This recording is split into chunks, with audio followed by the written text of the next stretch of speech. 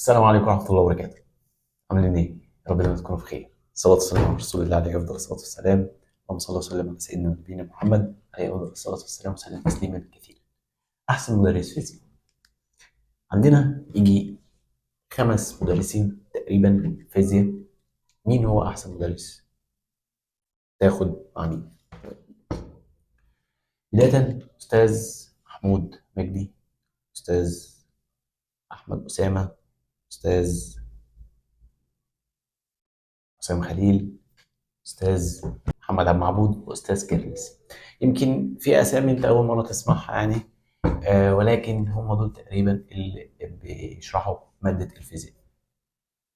بص، احسن مدرس فيهم بيشرح ماده الفيزياء من وجهه نظري انا من دول استاذ محمد عبد المعبود، استاذ احمد اسامه.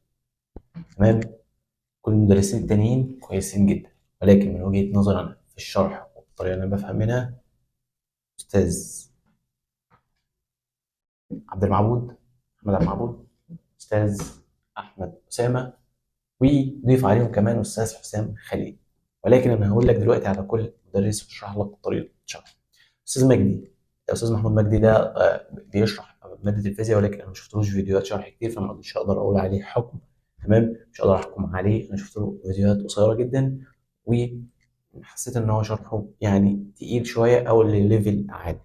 طيب، نيجي للاستاذ محمد عبد المعبود. استاذ محمد عبد المعبود بيشرح لليفل عالي، ولكن عامل فيديوهات تأسيسية انا شفتها كويسة جدا جدا جدا. لما بتسمع الفيديوهات دي وتيجي تسمع معاها الشرح تلاقي نفسك تمام شغال كويس. استاذ حسام خليل بيشرح من الصفر تقريبا وبيشرح من تحت خالص، ولكن في حاجة انك انت، هو بيكرر المعلومة كتير. هو يميزة بيكرر المعلومة كتير بحيث انك تطلع من المحاضرة بتاعته انت حفظت اصلا المعلومة، مش محتاج حاجة تاني. والعيب، في عيب بقى اللي هو الاسئله، ان الملزمه انا بحس انها مش شامله. تمام، انا برضه شفتها من على اليوتيوب. تمام، الفيديوهات اللي هو منزلها بحس انها مش شامله كل الاسئله، فبالتالي بتبقى موضوع صعب شويه، لان انت محتاج كم اسئله برضه كبير في الفيزياء. ده بالنسبه لاستاذ حسام خليل. استاذ احمد اسامه ده هو استاذ احمد اسامه، خلي استاذ احمد اسامه في الاخر. خلي الاستاذ كيرلس. استاذ كيرلس من الاساتذه اللي انا بحسها بصراحه يعني، هو مؤخرا بدأ يعمل فيديوهات تأسيسية وكده يعني، اللي أنا لاحظته يعني. تمام. ف براحتك يعني، أنا ما سمعتلوش فيديو كتير أستاذ كيرلس، فمش هقدر أقول عليه حاجة يعني. ولكن أنا طبيعتي مثلا أستاذ كيرلس هو كويس، وناس كتير بتقول عليه كويس وبيشرح كويس، ولكن أنا مش بنصح بيه. لاني مش يعني، انا من وجهة نظري انا مش مستريح مع استاذ كيرلس او في الشرح بتاعه يعني، رغم من ايا كان يعني. ولكن انا مش بستريح مع استاذ كيرلس يعني. ف بجنبه يعني لاسباب ممكن تكون اسباب يعني.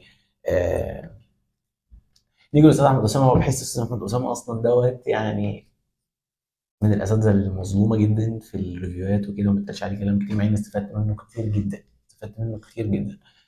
من اكتر الاساتذه اللي استفدت منها برضو استاذ احمد اسامه، ومش واخد حقه خالص في الريفيوهات. ما شفتلوش تقريبا ريفيوهات حد حاطط صورته. على فكره الاستاذ ده بيعمل مراجعات نهائيه كويسه جدا، ده دليل على انه شرح الماده بتاعته وشرح المواد بتاعته والدروس بتاعته كويسه جدا. استاذ احمد اسامه بيشرح فيزياء بشكل ممتاز. استاذ احمد اسامه المنصه بتاعته هنذاكر تمام، واستاذ كويس بمعنى الكلمه، استفدت منه كتير. شرح بسيط، وبيقول تريكات مهمة جدا، بيقول تريكات بقى يعني حلوة هتفيدك كتير لقدام. بيقول حاجات يعني انت هتلاقي نفسك أول مرة تسمعها يعني. فيعني أنا ما دخلتش معاه معاه أونلاين يعني، ما سمعتلوش شرح أونلاين. أنا سمعت المراجعات النهائية اللي كان بينزلها، وكان شغال معايا بشكل كويس، وكنت بحل بشكل كويس والدنيا تمام. ده أستاذ أحمد أسامة يعني. فأنا لو هنصحك بمين من الأساتذة ديت، هما 3 مدرسين بصراحة. تمام، مع احترامي للباقي، ولو تسرح مع أي حد من أي مدرس فيهم أنت لك مطلق الحرية. 3 مدرسين: أحمد أسامة، أستاذ أحمد أسامة فيزياء، أستاذ محمد عبد المعبود، أستاذ حسام خليل. ال3 مدرسين دول أنا من وجهة نظري لو هتاخد فيزياء هم دول أحسن 3 مدرسين. بغض النظر عن اللي انا قلته ده، لو انت مستريح معايا مدرس تاني وبتفهم معاه والدنيا شغاله كويس، كمل يا معلم. 100 100. تمام، دي كانت نهايه الفيديو. تمام، اشوفكم ان شاء الله في فيديو جاي. السلام عليكم ورحمه الله